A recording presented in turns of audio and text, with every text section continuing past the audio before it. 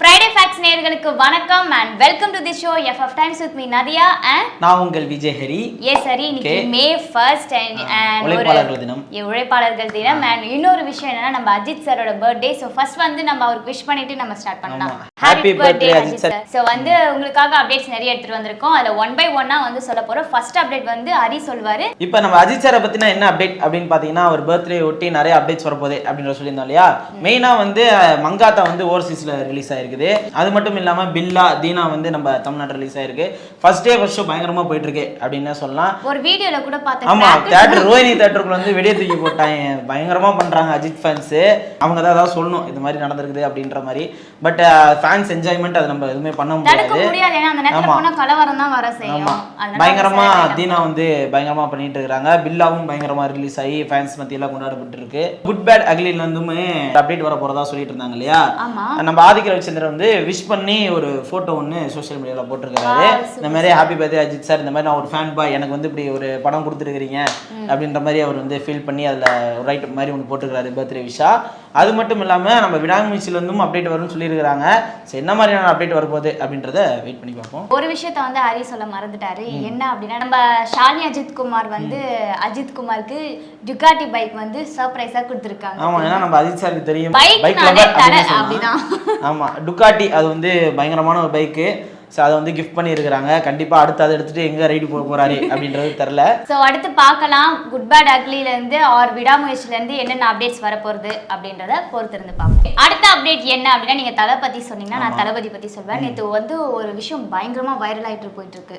என்ன அப்படின்னா, நம்ம கமலா தியேட்டர் ஓனர் இருக்கார்ல விஷ்ணு, அவர் வந்து நம்ம விஜய் சாரை போய் நேரில் பார்த்து பேசியிருக்காரு. என்ன பேசியிருக்காருன்னு தெரியல. ஒருவேளை இந்த கில்லி ரீ ரிலீஸ் ஆயிருக்குல்ல, ஆமா, அதை பற்றி கூட பேசியிருக்கலாம். ஏன்னா பயங்கரமான கலெக்ஷன் அப்படின்னு சொல்லி. ஸோ அப்படியே பேசியிருக்கான். அப்படி இல்லைன்னா வந்து அடுத்து என்ன படம் ரீ ரிலீஸ் பண்ணலாம் அப்படின்றத பத்தி கூட சொல்லியிருக்கலாம். அந்த போட்டோ வந்து விஷ்ணு கமல் வந்து அவரோட சோஷியல் மீடியால போட்டிருக்காங்க.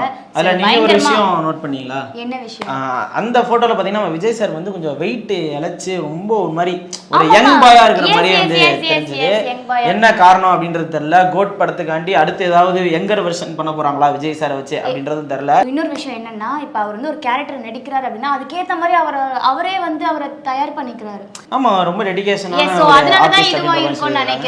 ஆனா வந்து வெயிட் ரெடியூஸ் பண்ணுவாரு அப்படின்றது நானும் நினைச்சு பார்க்கல.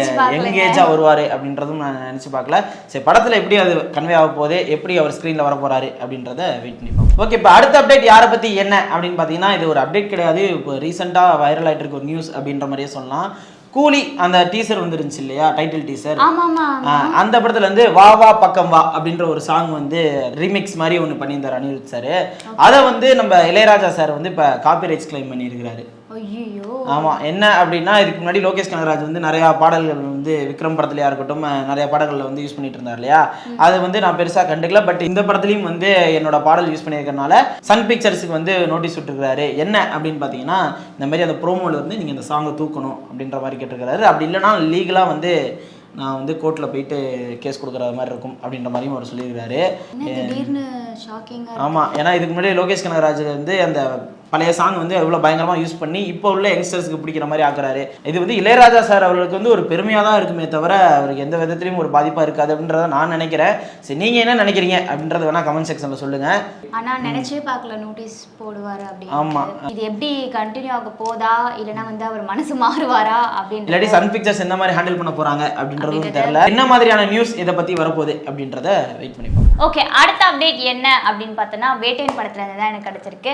நம்மளுக்கு முன்னாடி தெரிஞ்ச விஷயம், அந்த படத்தோட இன்ட்ரோ சாங் வந்து எடுத்துட்டு இருக்காங்க அப்படின்ற மாதிரி சொல்லி. எஸ், அந்த படத்துல வந்து இப்ப புதுசா என்ன அப்படின்னு பார்த்தோன்னா, நம்ம அனிருத் வந்து கேமியோ பண்ண போறாரு அண்ட் டான்ஸ் ஆட போவதாக தகவல் கிடைச்சிருக்கு. அவர் பயங்கரமான டான்சர் ஆச்சு. மாரிலலாம் பயங்கரமா பண்ணிருப்பாரு. மாரிலலாம் வந்து பயங்கரமா ஆடி இருப்பாரு. நம்ம ரஜினி சார் கூட சேர்ந்து ஆட போறாரு அப்படின்ற போது என்ன மாதிரி ஸ்டெப்பா இருக்க போகுது, எஸ் என்ன மியூசிக் என்ன ஸ்டெப் எப்படி இருக்கும் கோரியோகிராஃபிங் அதெல்லாம் வந்து தெரியல. ஸோ பார்க்கலாம். அண்ட் இந்த படம் பார்த்தீங்கன்னா அக்டோபர் அன்னைக்கு ரிலீஸ் ஆக போகுது. ஸோ வந்து வெயிட் பண்ணி பார்ப்போம் எப்படி இருக்கு அப்படின்றது.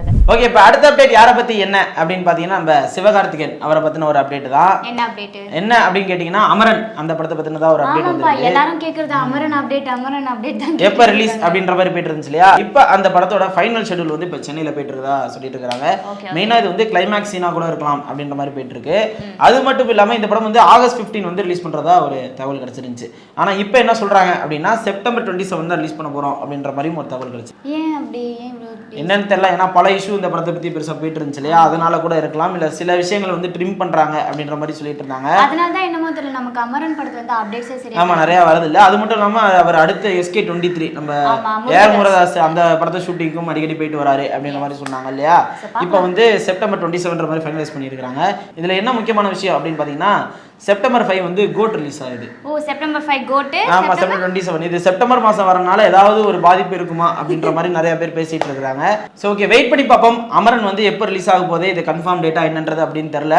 சோ அப்படி ரிலீஸ் ஆனா மக்கள்கிட்ட எப்படி சேர போகுது அப்படின்றத பொறுத்து வந்து பார்ப்போம். ஓகே, அடுத்த அப்டேட் என்னன்னா, நம்ம கீர்த்தி சுரேஷோட ரிவால்வர் ரீட்டா.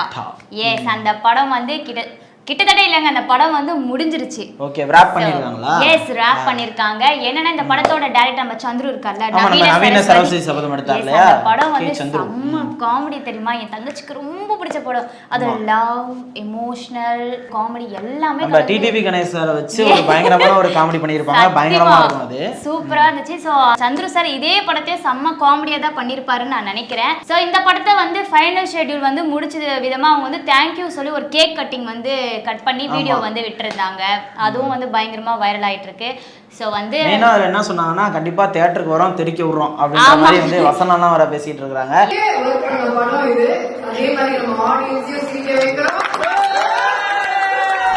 என்ன மாதிரியான படமா இருக்க போகுதுன்றது ஒரு டவுட் இருக்கு. ஏன்னா ரிவால்வர் ரீட்டா அப்படின்ற போது நான் கேங்ஸ்டர் ஃபிலிம் மாதிரி ஒன்று யோசிச்சேன். பட் வந்து அது ஒரு கிங்ஸ்லிலாம் இருக்கிறாங்க அப்படின்ற போது ஒரு காமெடி ஃபிலிமா இருக்கு அப்படின்ற மாதிரி தான் நினைக்கிறேன். ஸோ வந்து பார்க்க நம்ம கீர்த்தி சுரேஷ் வந்து எப்படி ஆக்ட் பண்ணியிருக்காங்க, எந்த அளவுக்கு காமெடி கொடுத்துருக்காங்க, அண்ட் அதுல நடிச்ச ஆர்டிஸ்ட் வந்து எந்த அளவுக்கு காமெடியா பண்ணியிருக்காங்க அப்படின்றத தியேட்டர்ல வரும்போது பார்க்கலாம். ஓகே, இப்போ அடுத்த அப்டேட் யாரை பத்தி என்ன அப்படின்னு பாத்தீங்கன்னா, நம்ம மம்முட்டி சாரை பத்தின ஒரு அப்டேட் தான். டர்போ அப்படின்னு சொல்லிட்டு ஒரு படம் வருது. யார் டைரக்டர் அப்படின்னு பாத்தீங்கன்னா, நம்ம புலிமுருகன் எடுத்தார் இல்லையா, வைசாக், அவர் தான் வந்து இந்த படத்தை டைரக்ட் பண்ணியிருக்காரு.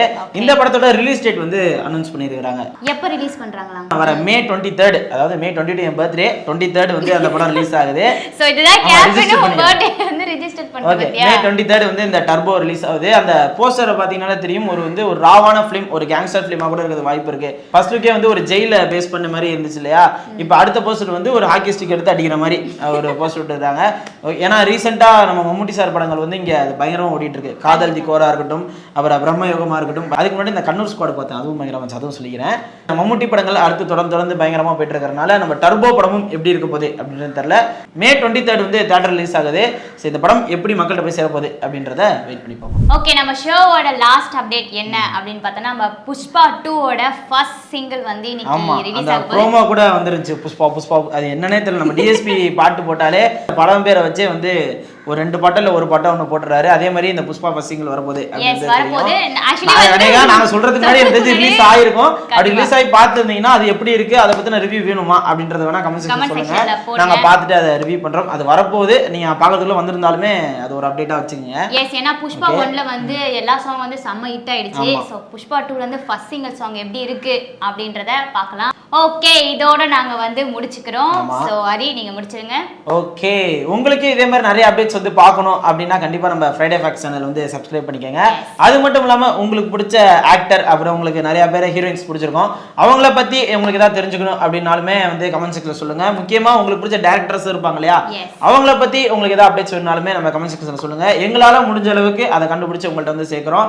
Until then உங்களிடமிருந்து விடைபெறுவது நான் உங்கள் விஜய் ஹரி அண்ட் நான் உங்க Vijay Nadiya. Okay, thank you.